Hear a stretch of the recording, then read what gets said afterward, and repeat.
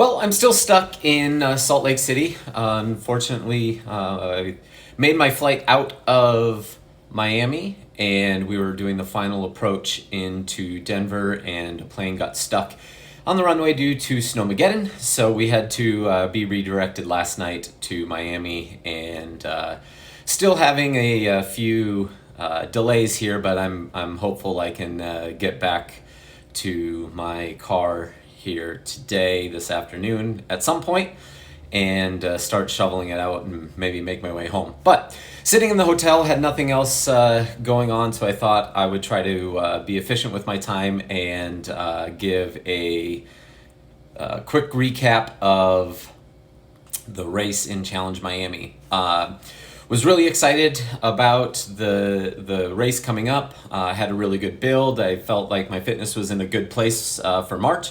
Nowhere near peak shape, but it's March. We don't need to be there yet. Everything I'm looking forward to in the year is August, September, and October. So I was looking forward to going in and putting out a great performance. Unfortunately, that really wasn't in the cards, and I'm sitting here feeling like I have a little bit of egg on my face right now.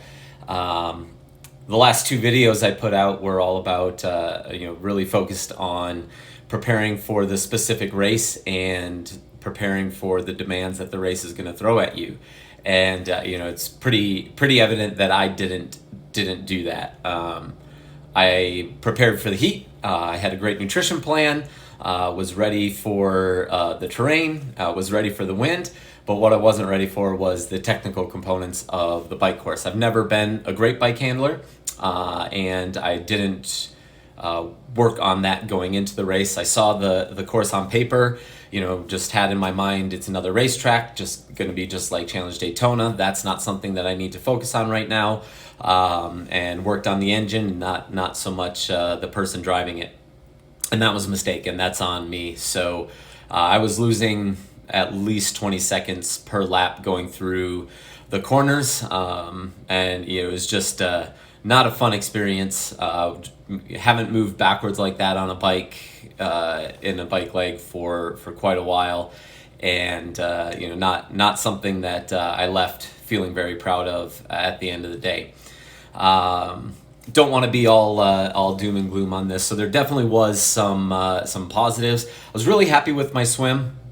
I came out about 90 seconds down from the leaders and less than a minute down from the first real pack. I think there was a group of 4 or 5 right off the front, and those are guys that I'll never ever swim with. And but coming out of the water where I did, I was happy with that. It put me in contention.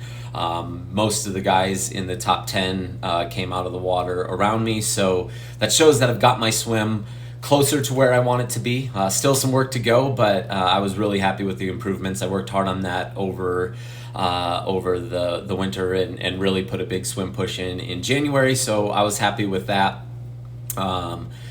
The bike, not much to say about that. I had, if you throw the file into best bike split, I was really happy with the aerodynamics on the straightaways, but like I said, I was losing way too much time on the corners, and that last big U-turn, you were basically coming into a U-turn into a 25 mile per hour headwind, and if you didn't carry speed through it, you just got hammered. You were trying to build back speed into that headwind instead of carrying speed through the corners, and it just wasn't working for me on the day. So that's definitely something that needs to be fixed. On the run, can't complain about the best bikes or best run split of the day. So, so definitely some positives I'm taking out. The fitness is where it needs to be. I have some technical components that I need to work with. My nutrition plan was on point. That's probably the best I felt in humidity. It wasn't extremely hot, but it was definitely humid. And, so the work I've been doing with First Endurance and testing and developing their new products has been paying off. So that's definitely another exciting thing going forward. So still, I'm in a good spot. I'm looking forward to what's next. So in the coming weeks, I'm going to be hopefully getting home here shortly and getting back to work. Then I'll start prepping for Galveston 70.3. then likely on to St. George 70.3, and then Des Moines 70.3. That's how I'm starting the season. I don't believe that I'm going to do a full Ironman in the spring. We'll see what happens over the summer, but it's quite possible that I don't do one until Kona. I was planning on Challenge Road with having my Kona slot secured. It was going to be a great opportunity to go and race Challenge Road, but with that moving to early September, I don't think that that's going to be good timing for me with what I want to do, hopefully with the Collins Cup, and then hopefully also with 70.3 Worlds. So I'm going to go to St. George 70.3 and give that a test, see how the course suits me, and kind of get a dry run through. I think everybody's got the same plan for that. So all these races are going to be super competitive. There's not a ton of races early on.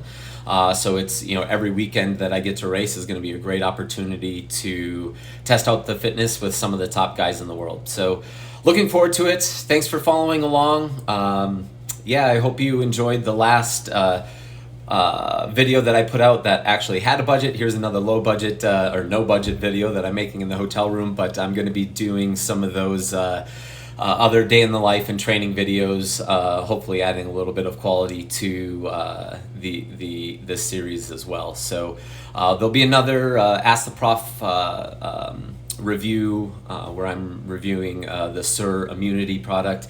So stay tuned for that. That should be dropping later this week or early next week. Just working on some final edits with that.